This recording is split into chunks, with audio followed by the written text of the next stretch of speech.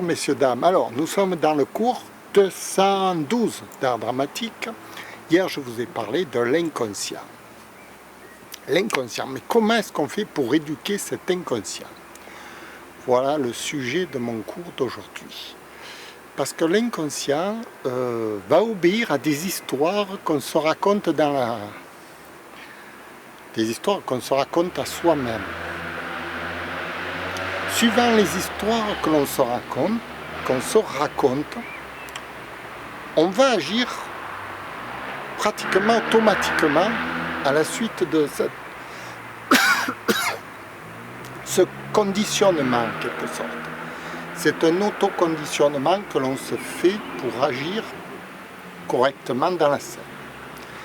Alors, comme vous comprenez bien une chose, c'est que si l'on veut agir correctement dans une scène, il faut connaître à l'avance la scène que l'on va jouer. Alors, dans cette scène que l'on va jouer, on va imaginer quel va être notre comportement. Et, décidément, j'ai un chat dans la gorge. Et en rapport de cette exigence, enfin ce que l'on désire réaliser dans la scène, on va gérer notre inconscient, se raconter des histoires qui permettent à notre inconscient de nous faire réagir dans la scène que l'on a voulu réaliser d'avance. C'est un peu...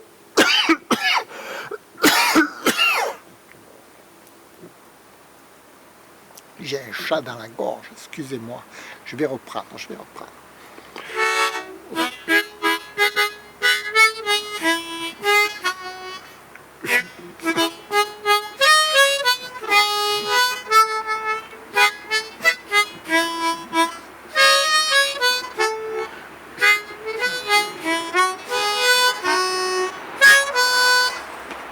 Bonsoir messieurs, dames, alors nous sommes dans le cours 212 d'art dramatique avec Philou Dingo et on va apprendre à gérer notre inconscient. Comment est-ce qu'on fait pour gérer l'inconscient? Alors,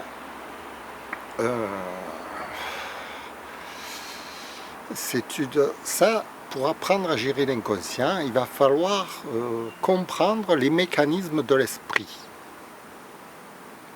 Les mécanismes de l'esprit pour ne pas induire notre inconscient en erreur. Parce que suivant ce que l'on va mettre dans notre esprit va réagir d'une certaine façon. Et si l'on ne sait pas gérer notre esprit, on va mal gérer notre inconscient et on va faire des actes qui ne correspondent pas à ce que l'on avait souhaité au départ de réaliser.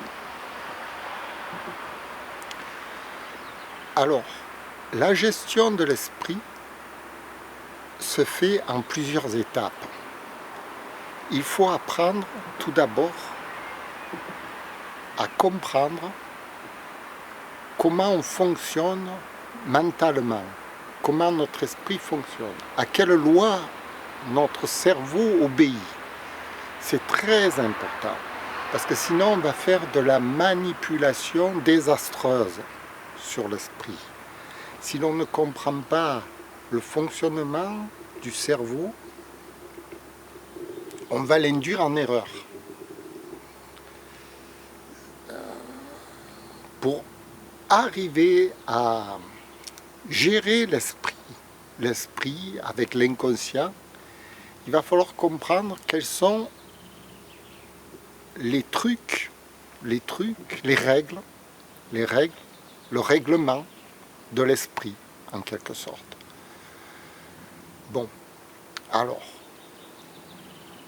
la première chose à comprendre, ce sont déjà les affabulations, un domaine très vaste, parce que notre esprit, notre cerveau, est soumis aux affabulations en permanence. Et suivant ce mécanisme, il va nous induire en erreur. Il va refléter une image qui est fausse dans notre tête, de la réalité. on va imaginer quelque chose qui n'existe pas. Et on va se tromper ensuite dans la réalité des choses. Donc, pour empêcher si on veut dire, oui, pour empêcher le cerveau d'affabuler, il va falloir comprendre les mécanismes de l'affabulation. Alors, les mécanismes de l'affabulation, on va les apprendre déjà avec la première méthode, c'est la méthode de l'analyse transactionnelle. Cette méthode, elle permet de comprendre les états du cerveau qui sont soumis à l'affabulation. Parce que dans notre cerveau fonctionne, parfois il affabule, parfois il n'affabule pas. Il faut comprendre les circonstances dans lesquelles notre cerveau affabule. Lorsque l'on a compris dans quelles circonstances notre cerveau affabule, on va essayer de se réfugier dans les circonstances où il n'affabule pas. Et ensuite, on va se servir des circonstances où il affabulera, volontairement, pour créer un monde fantasmagorique de l'acteur, mais en toute conscience.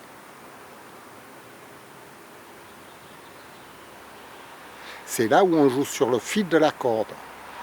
Parce que pendant qu'on joue la comédie, on affabule, mais on est inconscient qu'on affabule. Quand on affabule, on ne sait pas qu'on affabule. Mais si l'on a appris que cet état-là est un état d'affabulation, si on l'a appris par avance, on peut ensuite être conscient de ce que nos actes sont des affabulations, malgré que notre cerveau ne nous l'indique pas du tout. Quand quelqu'un affabule, il ne se rend pas compte qu'il affabule. Et quand l'acteur affabule sur scène, il joue la comédie, mais il n'en s'en rend pas compte qu'il joue un monde abstrait qui n'existe pas. Pour lui, le monde est réel. Seulement s'il a appris par avance qu'il va être projeté dans ce monde, qu'il va croire au réel, comme dans un rêve, il croit que son rêve est réel, mais s'il sait par avance qu'il va être projeté dans ce rêve, il va pouvoir y mettre s'il va pouvoir construire son rêve par avance, en quelque sorte. C'est toute la préparation de l'acteur qui va préparer sa scène par avance avant de la jouer. Lorsqu'il va la jouer, il ne maîtrisera plus rien, bien sûr. Mais il apprend à maîtriser l'action avant de la jouer. Alors, là nous sommes dans les mécanismes de l'affabulation du cerveau. Ils sont très importants à comprendre, donc, les premiers mécanismes de l'affabulation. Et une fois qu'on a compris ça, on va pouvoir jouer la scène. Mais cette scène encore va obéir à nos propres convictions morales de l'acteur, de notre personnalité. Et alors là, il va falloir comprendre de quel grain on est construit, qu'est-ce qu'on veut véhiculer comme conviction, comme message au monde, dans cette affabulation qui va se jouer sur scène. Vous voyez ? Donc, on va construire notre monde utopique de l'acteur, notre scène abstraite, par rapport à notre caractère, par rapport à ce que nous avons personnellement. Et alors là, il va falloir étudier qui nous sommes. Et là, la construction de soi, elle s'avère assez complexe. Parce qu'il va falloir faire des expériences pour savoir qui nous sommes nous-mêmes. Pour savoir quels sont les éléments de nous-mêmes que nous allons transmettre à l'écran. Dans un monde utopique, un monde fantasmagorique, quoi, un monde idyllique, le monde de la scène, le monde de l'acteur. Alors, toutes ces étapes, d'abord apprendre la fabulation, comment le cerveau fonctionne, puis ensuite notre personnalité, et ensuite faire des tests de personnalité, et ensuite comprendre qui nous sommes, comprendre notre propre inconscient, parce que nous avons déjà un inconscient, chacun de nous. Mais le connaissons-nous, cet inconscient? Personne ne connaît son inconscient. Il va falloir pourtant apprendre à le comprendre et à le connaître, parce que sur scène, il va se déclarer cet inconscient. En ce moment, je joue la comédie avec un inconscient que j'ai déjà étudié. J'ai façonné mon inconscient pour pouvoir faire ce cours. Moi, je l'ai déjà travaillé. C'est pour ça que je me sens relativement à l'aise. Je sais à peu près le message que je veux véhiculer à mon public. Je sais la portée de ma voix. Je sais, tout en étant dans un monde fantasmagorique, parce que là, le cours d'art dramatique, c'est un monde fantasmagorique. Avec Philou Dingo. Philou Dingo, c'est un personnage de bande dessinée. Enfin, c'est un personnage qui n'existe pas en réalité. Pourtant, là, vous le voyez devant vous. J'ai fait la moustache exprès pour justement différencier ce personnage un peu loufoque, voilà, qui va se permettre de dire des choses qui sortent de l'ordinaire. Puisqu'il est dans son monde utopique, rêveur, tout ce que vous voulez. Alors, toutes ces étapes de construction de la psychologie, c'est la construction du personnage qu'on appelle ça au théâtre, ce que Stanislavski avait bien décrit. Lui-même, dans ses livres, il parle de la formation de l'acteur et il explique la construction du personnage, la psychologie de l'acteur, etc. Mais lui, il ne nomme pas l'inconscient, parce que l'inconscient a été nommé après lui par ses successeurs, avec Freud et avec Carl Jung, qui sont venus peut-être 30 ans après lui, vous voyez. Et ces gens qui ont pressenti que l'action était inconsciente, ont nommé l'inconscient, ont essayé de comprendre comment cet inconscient fonctionnait. Et ensuite, il y a eu les disciples de ces gens-là qui ont essayé d'expliquer au grand public avec des sciences, les sciences modernes de la formation professionnelle, formation, développement personnel, tout ça, jusqu'au summum, si vous voulez, qui est, à mon sens, l'hypnose ericksonienne, qui permet vraiment de toucher à notre inconscient. Mais avant d'arriver à l'hypnose ericksonienne, il va falloir tout décortiquer. Tout le mécanisme de l'horloge, si vous voulez.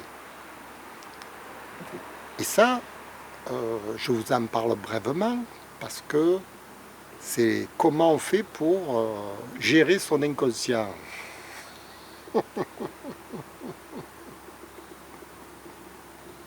Arriver à l'état final que vous voyez devant vous. Là, je suis le produit fini. La construction est faite du personnage. Mais il m'a fallu 30 ans pour arriver à ce personnage de Philou Dingo qui s'exprime devant vous, comme par magie. Alors Philou Dingo, j'ai pas voulu qu'il parte dans des délires complets, qu'il fasse le pitre, qui déraille complètement, comme on voit les amuseurs publics à la télévision. J'ai préféré qu'il soit un professeur d'art dramatique pour expliquer au public la sériosité de la comédie. La comédie, c'est pas un art simple, ni... C'est un peu un bâton de dynamite que vous mettez dans les mains de quelqu'un. Quand on dit à un jeune, vas-y, joue sur scène, vous lui donnez un bâton de dynamite dans les mains. Et il va exploser avec le bâton de dynamite. Pourquoi il va exploser? Parce qu'il va s'inventer un personnage qui ne correspond pas à sa personnalité, ni à ce qu'il a voulu, ni à ses désirs profonds, à rien de lui-même. Il va jouer un personnage qui ne correspond à rien, puisqu'il n'a rien étudié. Il n'a pas construit ce personnage, vous voyez, qu'il vous présente.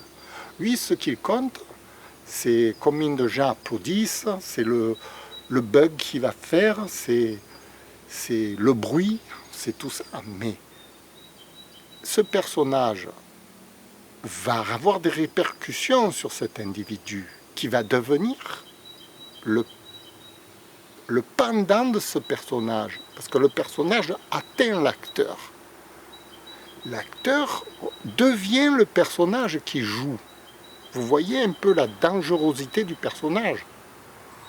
Par exemple, Coluche, qui faisait des blagues et tout, qui rigolait devant le public, etc. Dans la vie de tous les jours, il était devenu Coluche. Vous allez chez Coluche, ben, vous faisiez des blagues avec ses amis, parlez comme à la télé. Il ne se différenciait pas de son personnage, il n'y arrivait plus, puisque ce n'est pas lui qui l'a construit, vous voyez. Le personnage l'a mangé, a mangé Coluche. Vous voyez, comme c'est grave.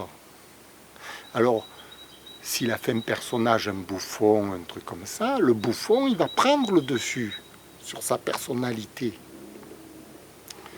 Comme moi-même, quand j'ai étudié Ivan Ivanovic depuis 30 ans, pendant 20 ans, le personnage, il m'a bouffé. Il m'a phagocyté. J'étais devenu Ivan Ivanovic dans ma vie de tous les jours, ce qui est très grave. Ivan Ivanovic, c'est un homme qui a raté sa vie, qui a tout... J'étais cet homme-là dans ma vie de tous les jours, j'avais tout raté ma vie, j'étais devenu comme lui, exactement pareil. Le même caractère, la même chose. Il m'avait phagocyté. C'est pour ça que j'ai décidé de créer d'autres personnages comme Philou Dingo, comme Philibos. Philibos, c'est l'intellectuel, c'est l'intelligent. C'est le personnage qui va me redresser, qui me redresse en quelque sorte, qui redresse Philou Dingo, vous voyez. Parce que si je reste sur Philou Dingo, ma vie, elle sombre dans la folie de Philou Dingo, elle sombre dans la dinguerie. Il faut quand même des personnages qui me rétablissent à la normale, comme Philibos. Et puis je vais former d'autres personnages qui vont, par exemple, Philou coach sportif, qui va me permettre de faire du sport, de ne pas que penser à l'entreprise Filmmaker Production, qui va me permettre de faire du sport aussi, qui va me développer, etc. Il faut se construire soi-même par rapport aux personnages qu'on invente.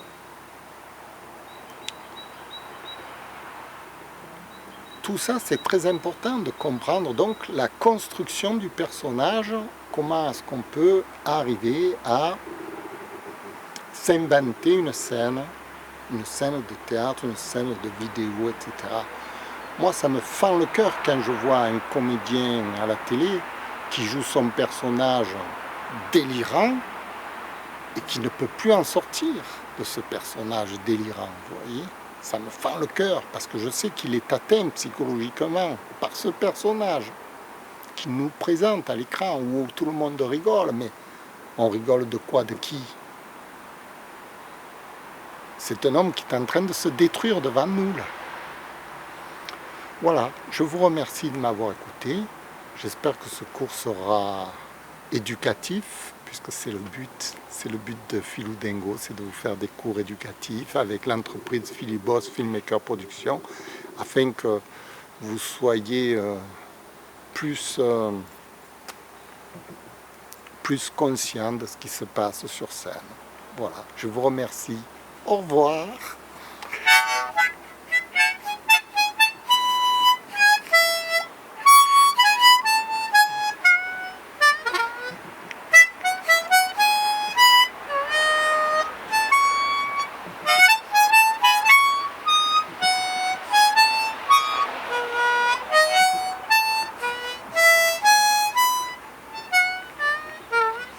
Merci, au revoir.